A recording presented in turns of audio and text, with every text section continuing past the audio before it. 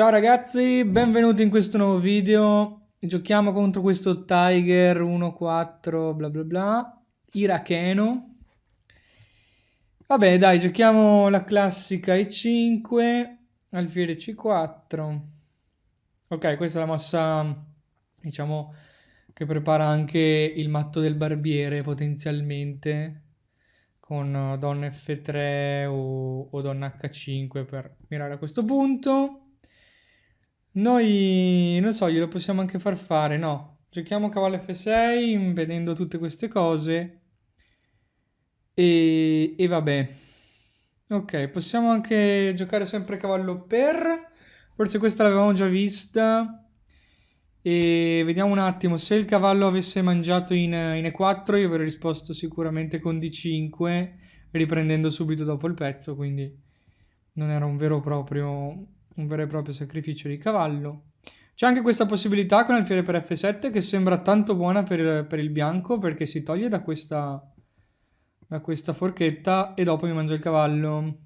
Sembra buona perché per il bianco sembra ottimo, no? Mi ha già fatto perdere l'arrocco, il mio re sembra estremamente esposto, ma di contro mi ha lasciato un fortissimo centro e a volte la colonna F già aperta può essere perfino buona per me. Ok, questo qua è un trucco simpatico, perché effettivamente se mi mangiassi il cavallo ci sarebbe donna B3 matto. Ok, ci sarebbe sempre alfiere 6, ma donna per 6 con matto subito.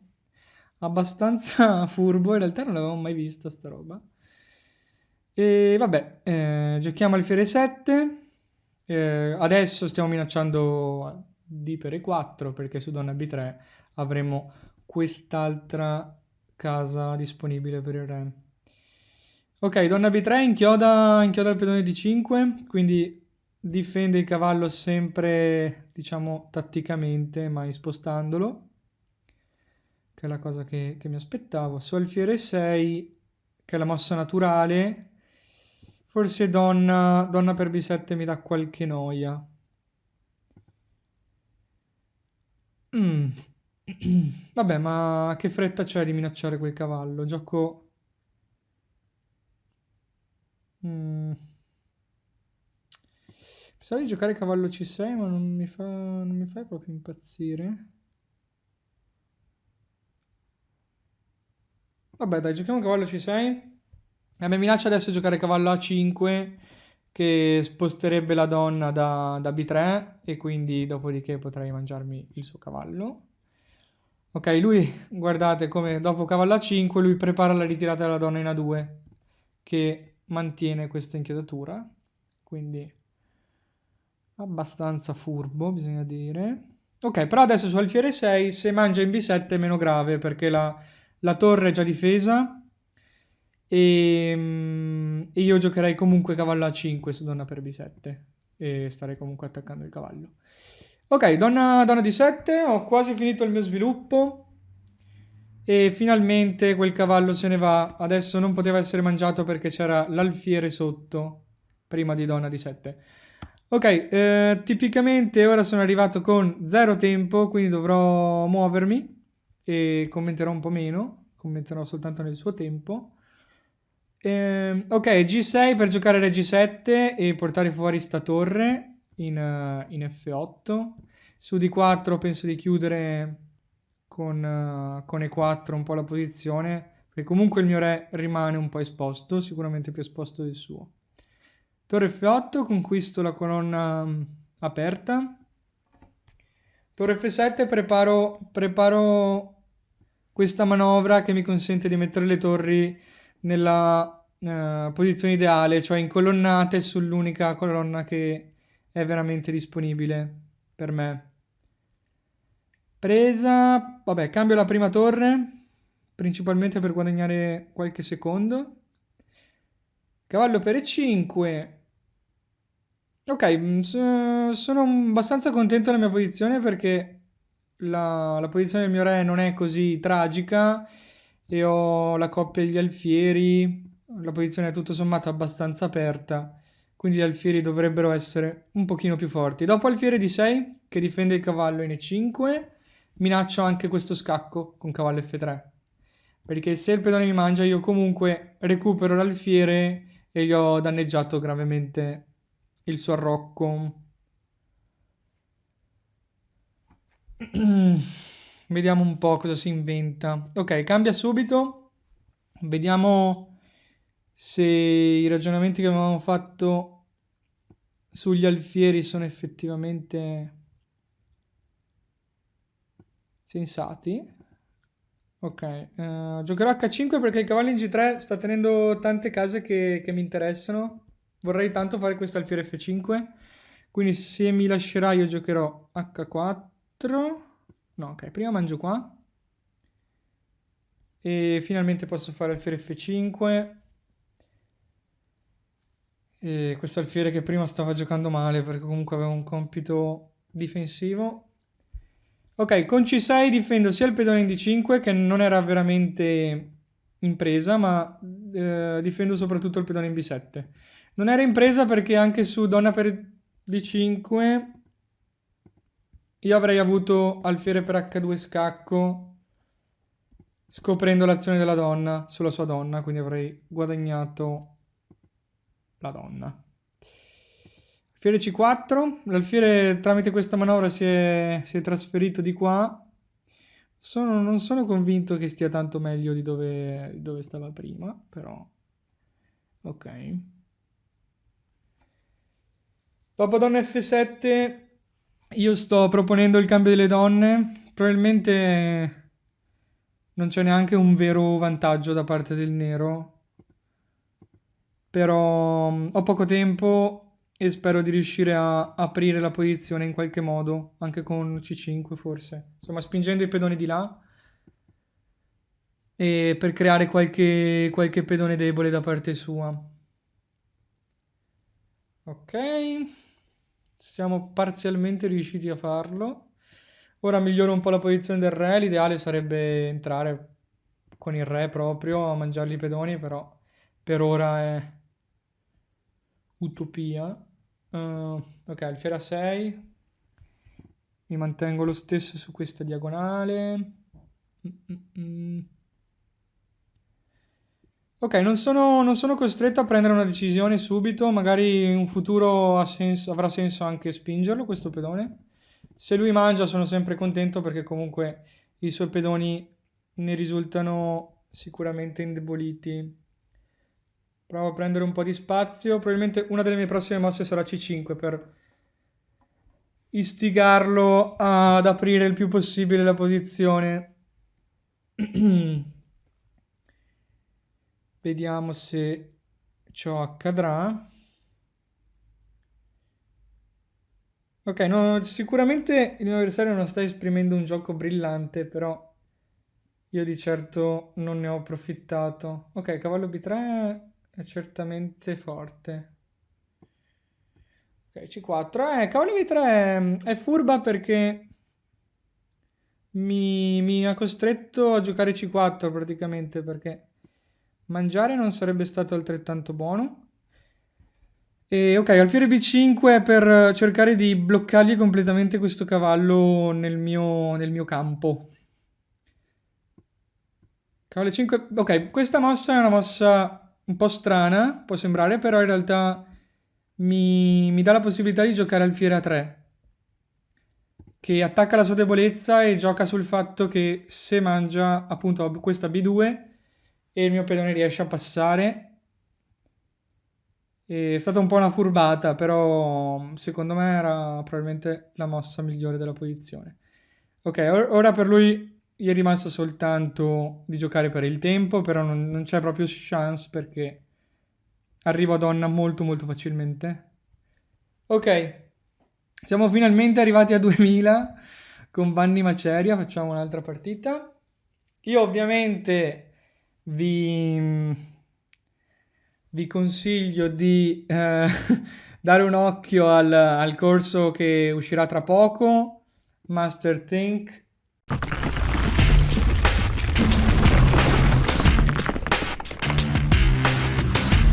Che sono partite come queste analizzate molto meglio e È un concept un bel po' più didattico di questo, che è molto svago. Ok, ho giocato un po' con il pilota automatico, qui, nel senso che questo alfiere di sé è una mossa che è veramente molto molto strana, non so neanche quanto sia mm, ragionevole dal punto di vista teorico, però l'idea è appunto che se lui mangia, io rimangio con questo pedone e anche se il mio alfiere sembra molto, diciamo, limitato da questa scelta, io lo metto di qua, quindi tutto sommato non è così penalizzato, diciamo. Eh, sì, la mia posizione fa schifo in realtà, però vabbè. È un sistema piuttosto sospetto per giocare contro il suo setup, che è di fatto il setup del sistema di Londra. Ok, torre 8, magari l'unica mia idea può essere spingere in E5, visto che questo pedone è bloccato per ora. Infatti l'alfiere in D6 sta proprio male solitamente. Ok, dopo alfiere G5 lui mi inchioda questo cavallo, minaccia anche di mangiarmelo per dopo mangiare in H7. E quindi io gioco H6 così almeno non perdo il pedone e questo scacco in H7, boh, semplicemente sposto il re e non succede nulla di male. Ok, mi tolgo adesso dall'inchiodatura, adesso posso anche giocare di 6 e 5 in maniera un po' più classica, diciamo. Mm, Arrocco lungo, lui di fatto sta dicendo che attaccherà in maniera piuttosto forte sul lato di re. Questa cosa non è che mi faccia impazzire. Ok, E5. E5 può sembrare un pedone impresa, e di fatto è impresa, però probabilmente lo perderà subito dopo averlo mangiato, o almeno spero.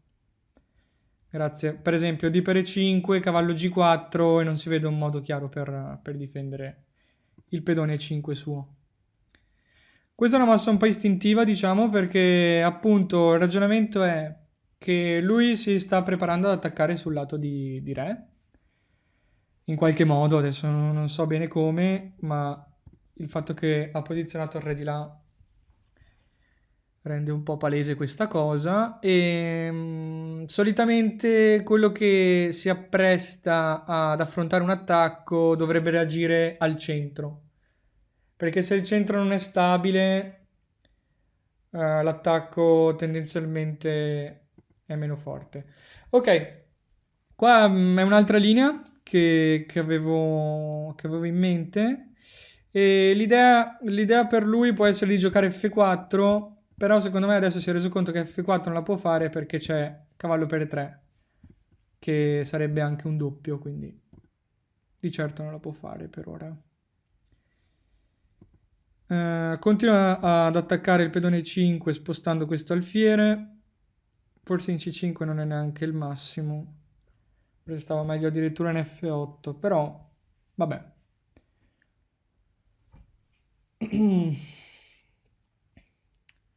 Penso di avere una posizione piuttosto pari, però del tutto accettabile. Nel caso giochi cavallo F3, che è la mossa che mi romperebbe di più perché difende questo pedone ancora una volta. Forse sarò costretto a cedere l'alfiere e a mangiarmelo successivamente, anche se non è una cosa che mi fa impazzire perché dopo la torre si troverebbe molto bene sulla colonna aperta. Quindi ci penso prima di concedergli questa cosa. Infatti, infatti. Però se non lo faccio sto male e basta. Anche perché lui in questo momento sta minacciando H3. Porco cane. Mm. Ok, allora facciamo così. Io gioco donna e 7. Scherzavo, non donna e 7, perché sennò rischio anche di perdere l'alfiere, oltre che il cavallo. Ok, per esempio A5, attacco di là, e sto speculando sul fatto che mi giocherà H3, e su H3 rientrano nella linea di prima con alfiere per F3. Ok, questa non l'avevo vista, però vabbè, più o meno la stessa cosa. L'idea è che rispetto alla linea di prima ho guadagnato questo tempo con A5, che è la mossa più utile che ho trovato. Che già dovrebbe essere un indice di quanto la mia posizione faccia schifo. Torre per D7. Donna F6. Ok, per ora il pedone che ho perso non è neanche la mia prima preoccupazione, perché i suoi pezzi stanno giocando molto meglio dei miei, e questo è molto più importante. Ok, devo giocare un po', devo rischiare qualcosa, giocare donna E6 attaccando la torre e cercando di controgiocare sul suo re, anche perché lui è a corto di tempo. Ok, donna B1, già questa è una cosa che mi piace vedere, che lui sia costretto a offrirmi il cambio delle donne. Ok, dopo donna C4 io sto minacciando alfiere per E3 scacco, scoprendo l'azione della donna sulla torre. Ok, alfiere H7 non ha molto senso, anche perché il pedone qua non è in presa per via di donna per. Wow, very nice. L'idea è che se mangio qua c'è donna G6 scacco, che sembra abbastanza mortale in realtà, e sfruttando l'inchiodatura di questo pedone. Però io penso di mangiare questa. Anzi no, forse ho di meglio ancora. Prima cambio le donne, con donna F1, cambio le donne e poi questa torre rimarrà sospesa, se tutto va bene. Donna per e re per G7. E abbiamo guadagnato una torre. Questa posizione si vince molto molto facilmente. Torre 7. Vabbè, lo rincorro un attimo per guadagnare un po' di tempo. Questo è il mio coinquilino che è appena tornato da aver preso le sighe. Ok. Ora, vabbè, semplicemente spingo questo pedone finché non arriva a destinazione. Mm. Torre H8, vabbè, si mette lì, vabbè, me la fa sudare un altro po', ma è solo questione di tempo. Penso che... Perché mi scrive 3 puntini di sospensione? È lui che dovrebbe abbandonare.